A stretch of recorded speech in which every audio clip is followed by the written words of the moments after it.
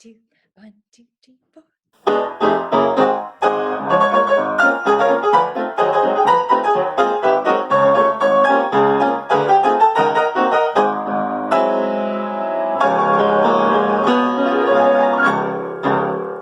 Hey, hello, Frederick. Hello, Miss Klein. It's so Oh, how lovely to be here with you. This is a really my long, this is a real remote. it Not is only, not only are you at your home, but you're so far away. Where are you, Berkeley or San Francisco? Berkeley, Oh, thousands of cool. away from you. Yes, but here you are, just living room to living room, nudge, nudge. Well, hello, everybody out there. Thank you for tuning in. This is another installment of our home broadcasting hit of the week parlor party. And this afternoon, I'm here with Mr. Frederick Hodges of Northern California, grand pianist, raconteur, and musical archaeologist and scholar. And It's uh, and what else? That's it. No. Well, I do you agree? Was it the last live show that we did? Was our little show together at the Old Town Music Hall on March 8th? That might have been the last live show in the entire world. It was for me. Could have been. Oh my, It's really my last job. oh my gosh. Well, it's wonderful to reunite. I'm usually the last one on any boat that has technology with it, but I surrender completely. Right. I just surrender and I'm enjoying it. I just say, But you see, Janet, we're taking the best of modern technology in order to promote the best of culture from the past. you got it. My personal motto has been, if there is such a thing as progress, it has to include looking back, dragging all the lessons and the beautiful things, the best of the past with us, or else you're just starting in a big vacuum and trying to reinvent everything. That's a mess. And look That's right. how We rich don't need all to is. invent good music and things because there's so much good music already. We just Yeah, have to put it in our treasure house and dip into it and share it with everybody. I'll say that's the mission, isn't it? It is. My mother tuned into these programs just for the first time this morning that I've been up to, and I think she liked it, and I said, you know what? I feel like I've been preparing for this moment forever because it's like this collecting of things that cheered people up during the Depression. I've got a stockpile here. So I'm so ready to pass on any peptonic. It's tried and true musical peptonic for difficult times. And right, so we've been through so much in the past, and somehow folks made it through and managed to write and create all kinds of amazing things during that time. I've always wondered about that. Like how was it that during the Depression and in the 30s, when the world was falling apart in a lot of ways, and yet design and music and architecture and art and film was so good. It was so good. Um, I think maybe it's the pressures of the outside world that force creative people to be even more creative because it's so much more important that audiences have beauty in their lives at times when there's so little beauty in the external world, things that we can't control. But we can control the amount of music in our lives and the beautiful things that we see and immerse ourselves in. We need more than ever, but that we can control. And so it's nice that you have taken it upon yourself to give the world a reason to struggle on. And oh yes, that's the whole thing. Listen, if the house isn't burning down, we could do this. So whatever you can pull off and be resourceful, it's why not? It's Why? it's pepping me up. Look at it. I'm having nice visits with so many with my dear pals here. What could be better? I never even Nothing. had a FaceTime call until 2 days ago. What do I know? But this is fun. Walt Disney, he told us that we were going to have these crazy FaceTime phone calls one day, and who would have thought? We said, no, we don't want that. We That's what I said. Well, anyway, so a little chitter chatter. How about treating us with something wonderful? I know you have fancy fingers ready raring to go. We want to keep you warm. Oh, I would love to do that. How about I play for you an exciting piece from 1930 called "Puttin' on the Ritz." Let's do that. Oh, I can dream.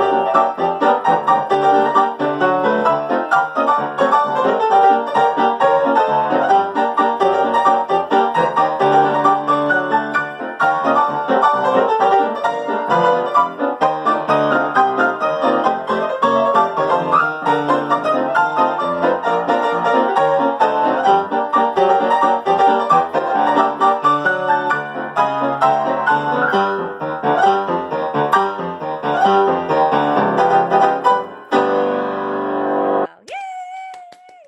Oh, so wonderful. And so, do you want to tell them about where that song comes from?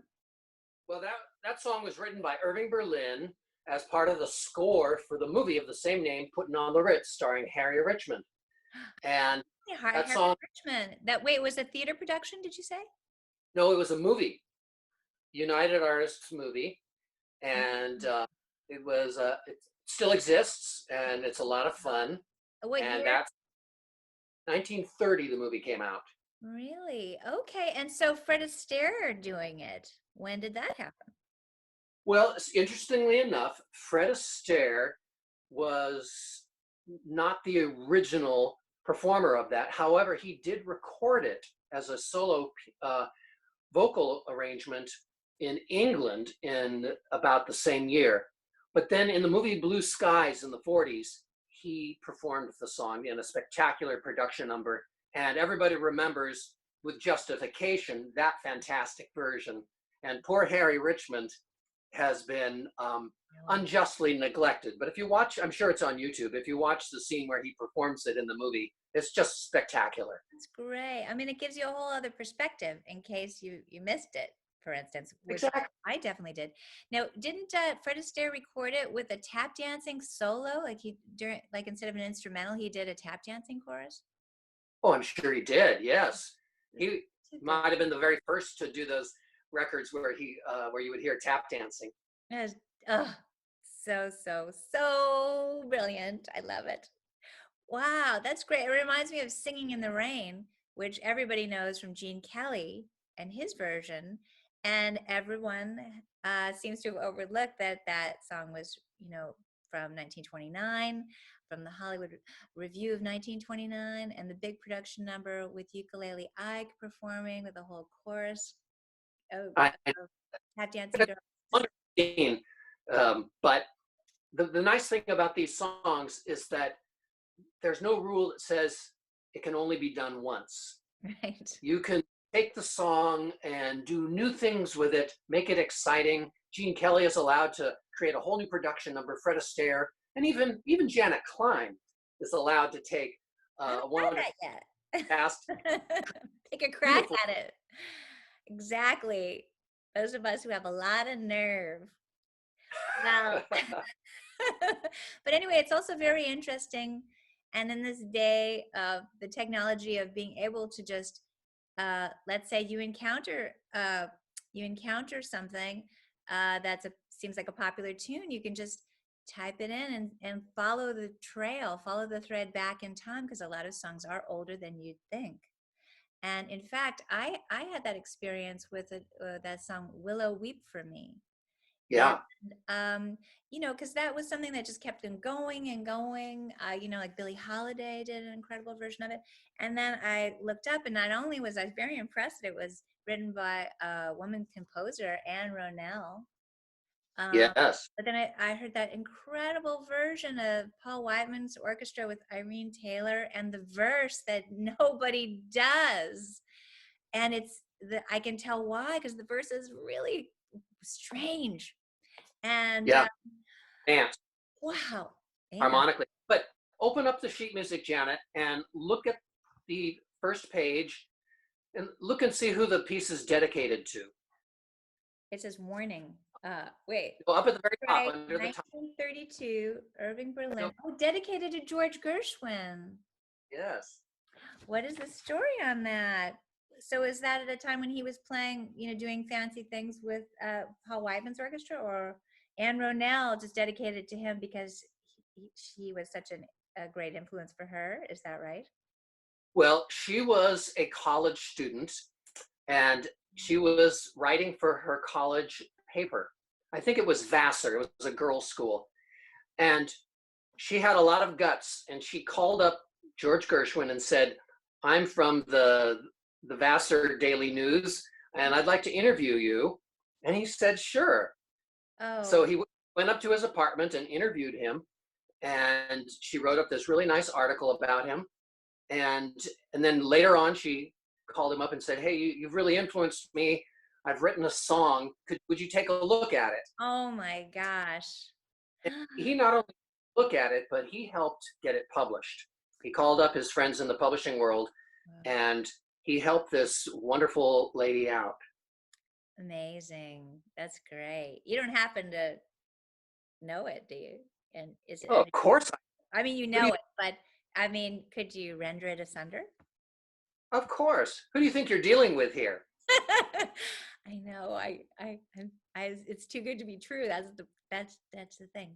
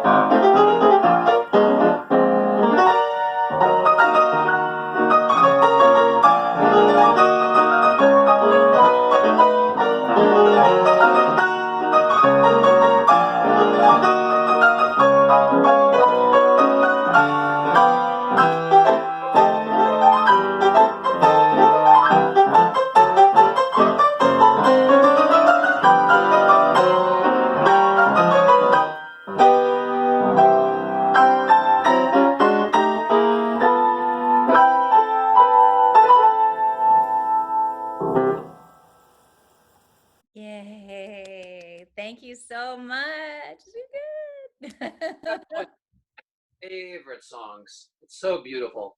It's so, so beautiful. What was another Anne Ronell tune that that's so really? Is that so? Hmm. Who's Yeah, a she wrote a lot of wonderful songs. She did some Broadway shows and had a very nice career. Who wrote My Silent Love? That was Dana Suisse. Oh, that's right. And can you tell us a little about Dana Suisse? Because I'd love to know more. Well, Dana Suisse is one of the greatest American composers who ever lived.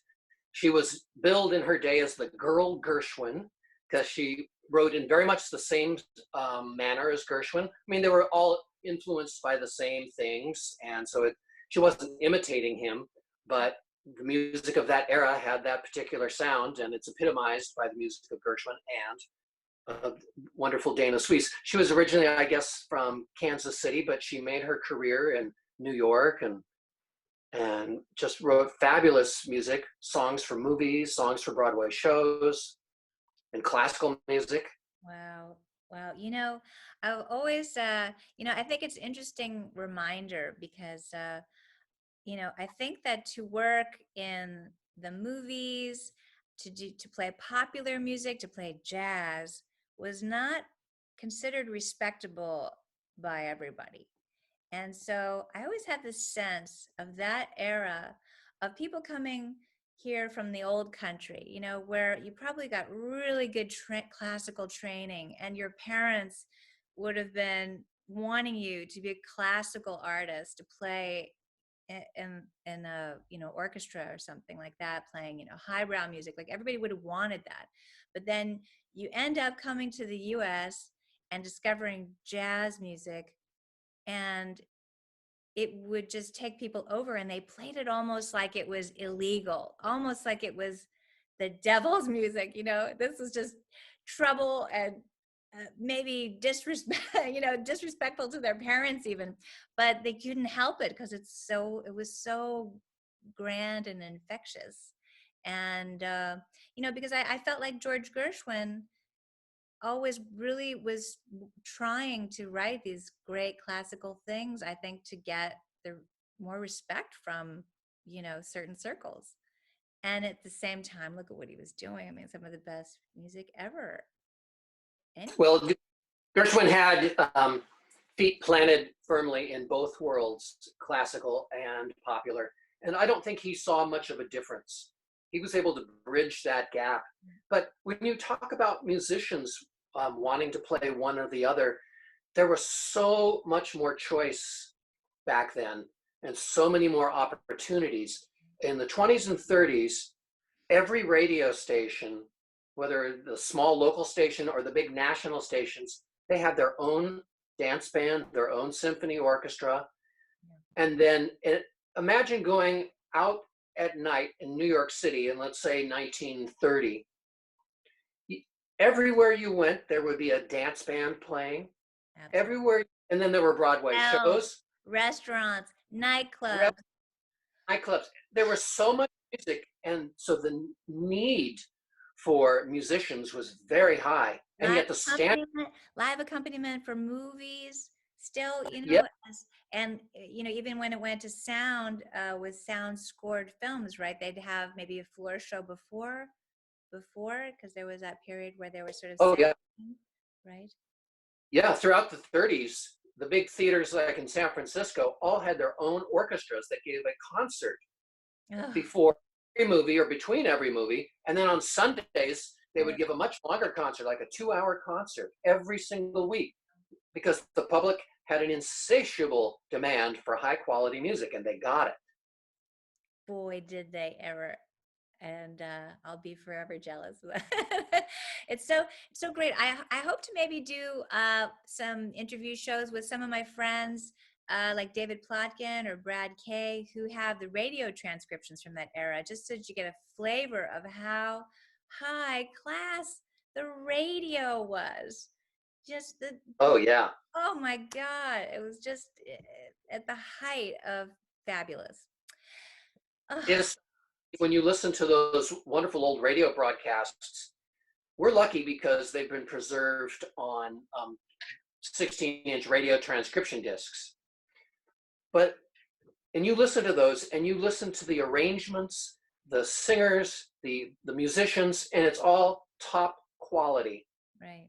And yet that performance was only heard once, and they knew it would only be heard once. They went to all that effort, and every day on the radio you heard magnificent performances. And the timing of everything, the announcements and the segues from one thing to another, and the the chimes, or everything. Oh, just magnificent. Oh So yeah. just a glimpse of that just drives me crazy.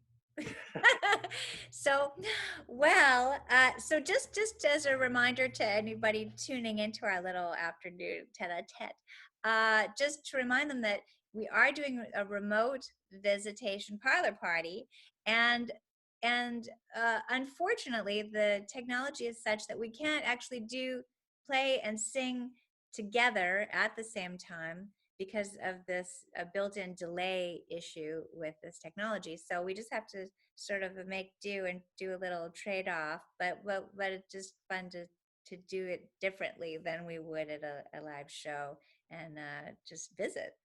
So fun. So, That's okay, I prepared a slideshow of some sheet music that I pulled from my collection of some things that we had done together even at our last show. And uh, and so why don't we do this little tune called Am I Blue? Let's see, this one came from, oh, we both have it. Look at that. Am I Blue? On with the Show, originally sung by Ethel Waters. Ooh, and did this, the wonderful thing about the pieces of sheet music, which you come across in the antique shops and things, and you could buy these things for like a quarter sometimes. And not only do you get the music inside and the amazing design printed sheet music with these beautiful illustrations, you also get glimpses of other popular tunes of the day. You also find out, sometimes the shows. This one came from a show called On with the Show, which you could a look movie, up. It was a movie. a Warner Brothers movie. I see. I see. It says Vitaphone, Warner Brothers Vitaphone production, Talking Yeah, it's Picture. a wonderful movie. It still exists. And was Ethel Waters in the picture? Yeah, Oh, she comes out stage, and it's sort of a backstage musical, and she sings it magnificently. Of 20. course, every kid was magnificent, but this is such a famous song, and to hear the original version, the way the world was first introduced to this song, is thrilling. Wow. I I know you pick this up and it'll lead you places. Things you just have to look up and experience. Look at this. If you're interested in entertainments, plays, operettas, amateur minstrelsy, songs, jokes, and monologues, send for the full catalog. Oh, of Mr. Whitmark and Sons. Incredible. So it's like a little piece of history that you can get for cheap. It's a piece of time travel with so much information. And you know what I really love to share with people under a certain age? Because you could go online, you could look this up and see this piece of sheet music maybe on a scan, but when you hold this thing, you learn a lot more just from the paper, the texture, the way it was printed, the little tiny details that you'll only see if you hold it in your hands. And that you learn other aspects, the texture of the times, the color, the true color palette of the designers and the printing companies at the time. There's so many little details that you can get just from this one little piece of This one paper. little object. It's so true.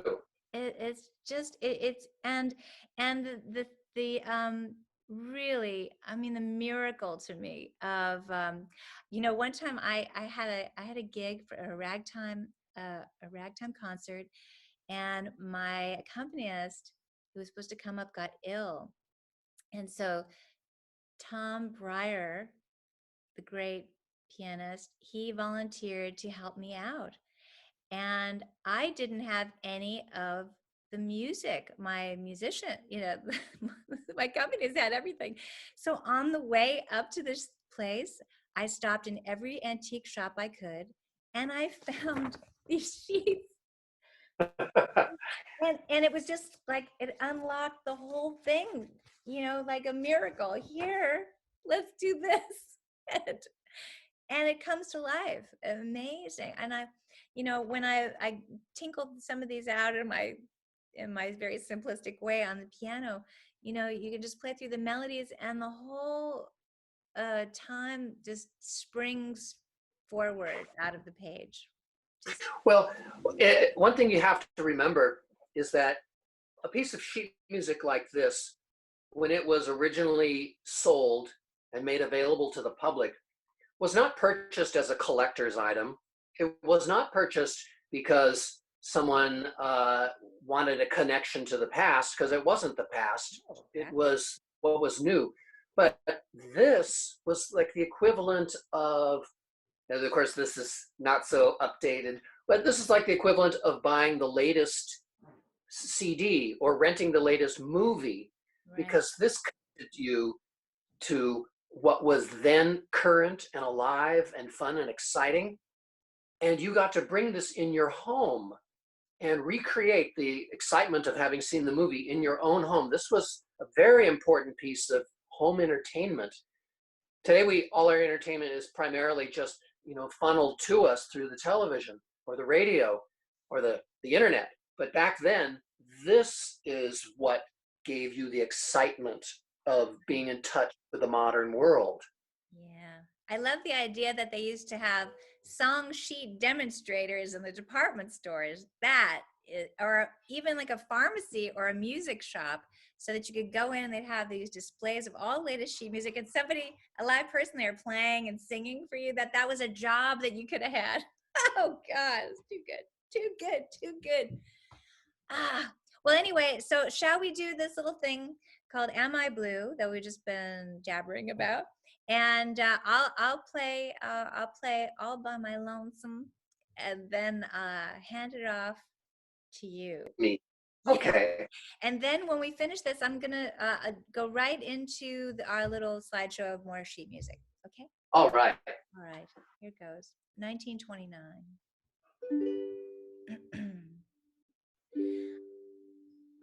I'm just a woman, a lonely woman waiting on a weary shore. I'm just a woman that's only human, one you should feel sorry for. Got up this morning along about dawn. Without a warning, I found he was gone. Why should he do it? How could he do it? He never done it before. Am I blue? Am I blue? Ain't these tears in these eyes telling you? Am I blue as the sky blue? You'd be too. I'm wondering why. Did each plan with your man done fell through? Was a time I was his only one, but now I'm the sad and lonely one. Lordy, was I gay? Oh, Lord, was I gay? Till today that man went away. Now he's gone and we're through. Am I blue?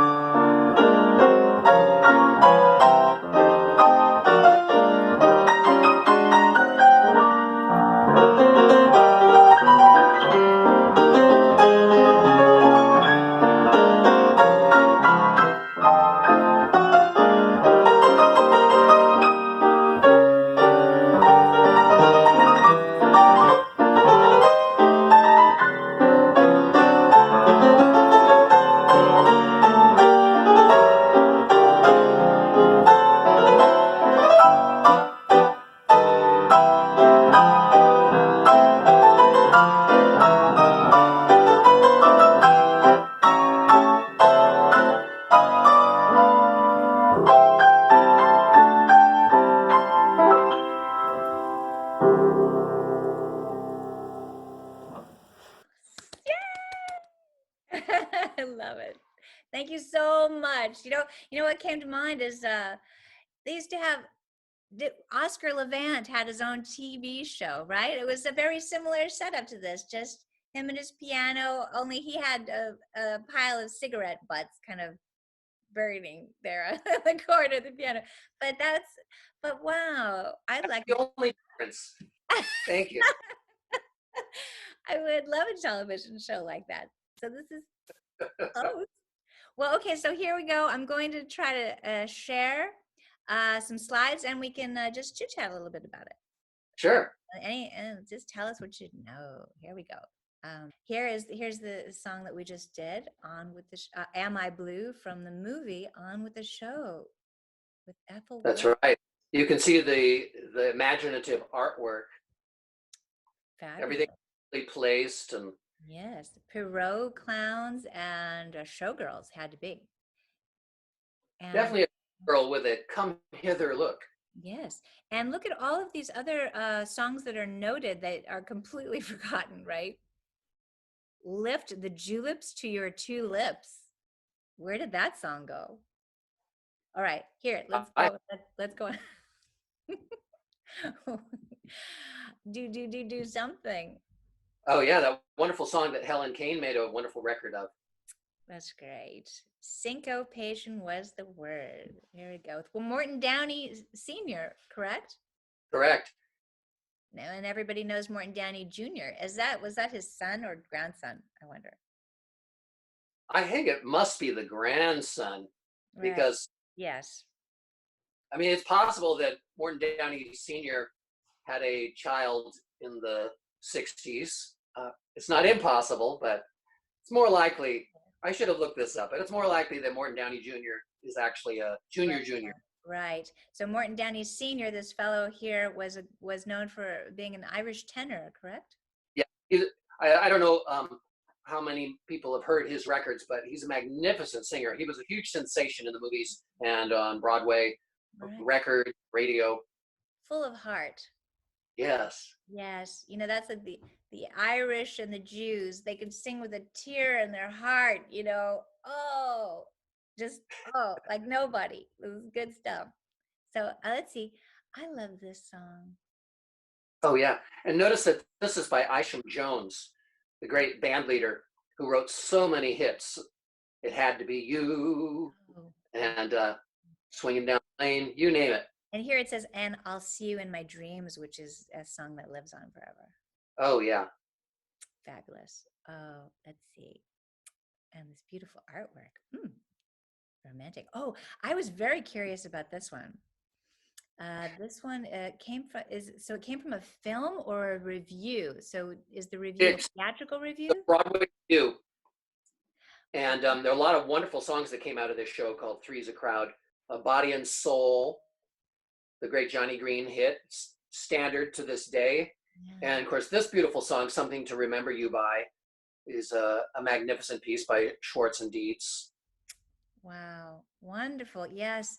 And I would have loved to see this show with Libby Holman, who is such an interesting character.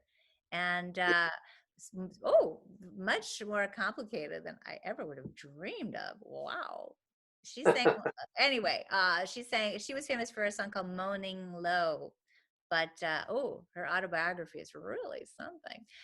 Okay, here I'm gonna keep going. Here, That's a song you and I perform. Yes, we just did that together our last show. Oh my goodness. Oh, Ruth Etting and she wrote this, didn't she? You know what? It does. It says that she did write this with Johnny Tucker and Joe Shuster. Yeah, she was a very accomplished performer. Oh, Magnificent woman. One of my favorites. Okay, here we go. Under the Moon, I'm Calling You, hoo hoo hoo. Oh yeah, that's such a cute song. People that come to my shows, they've probably heard me do that one. With you, and see, look at all of these sheets have almost all of the sheet music of the day. They notate right there that it comes with ukulele accompaniment. There was never a better time to be a ukulele player. Was that the human thing to do, right? Yeah, that's a magnificent song. One of my favorites. The language of that is really something. You That, remember how? oh,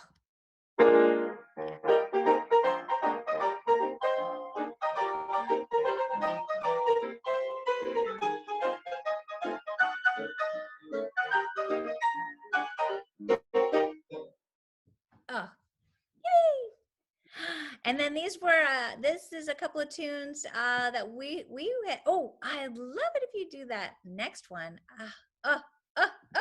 Well, anyway, so we were going to do, you were going to maybe do this one. This comes from a movie, right, called Why Leave Home. And the two hits they say here are Look What You've Done to Me and Doing the Boom Boom, which is one that we did as a duet recently. There it goes, Doing the Boom Boom. And Sweet Madness. Yeah. Oh yeah, Really Art from the Deco. Earl Carroll's Murder at the Vanities. So that was a film. Well, there's a film called Murder at the Vanities, but this is a Broadway show. Oh. And then, of course, so I don't know all the details, but I do know that there was an Earl Carroll theater in Los Angeles where they would put on these fabulous shows. Well, they must have brought the Earl Carroll Vanities to Los Angeles. Those big Broadway reviews toured the country. And so George White Scandals, it was not just on Broadway. It would tour all the big cities in America, and Earl Carroll the same. Ugh, wow. Yeah, there was a very beautiful Art Deco building up in Hollywood, and it is to be preserved. Let's see. This is a lovely one. Oh yeah. Of course, Willow, Weep for Me, that we chatted about. So well, for showing those wonderful sheet music covers. Well, thank you. They're wonderful touchstones for folks like you that know so much. And I know that you go to Library of Congress once a year to dig things up. Is that correct? At least once a year. Oh man, I want to go with you.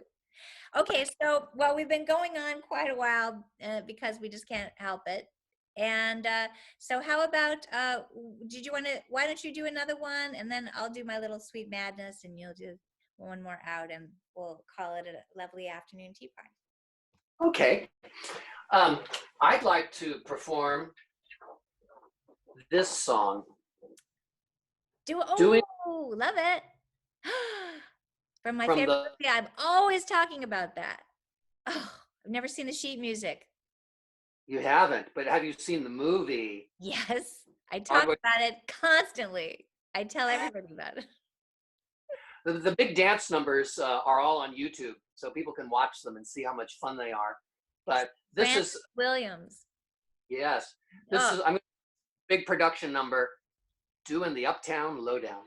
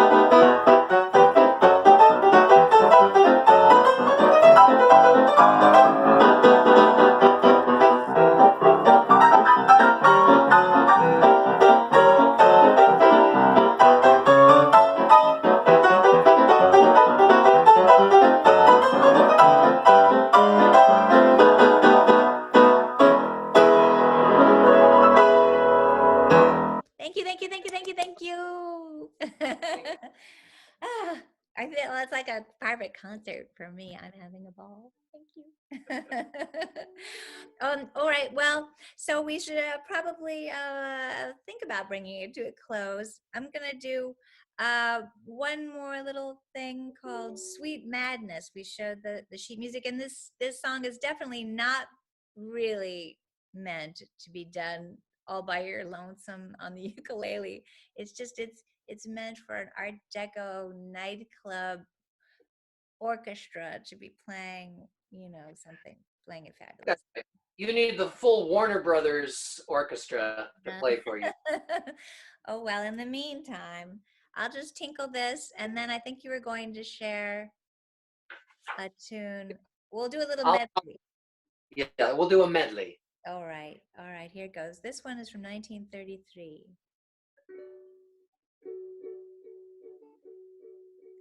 Sweet madness, it's sweet madness when we two are together. Sweet madness, what else can it be? When you're close to me, I'm not responsible, darling. Your lips willing are so thrilling, and each thrill lasts forever. Sweet madness, we're mad and I'm glad. It's grand to go mad with you.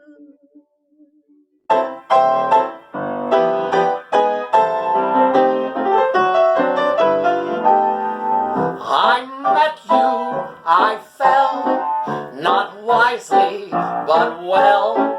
Oh baby, look what you've done to me. You called me your own, then left me alone. Oh baby, look what you've done to me. I walked through Lover's Lane, never thinking where it led. You strolled along with me, and the pretty things you said turned my head. It's over, but then I do it again. Oh baby, look what you've done to me.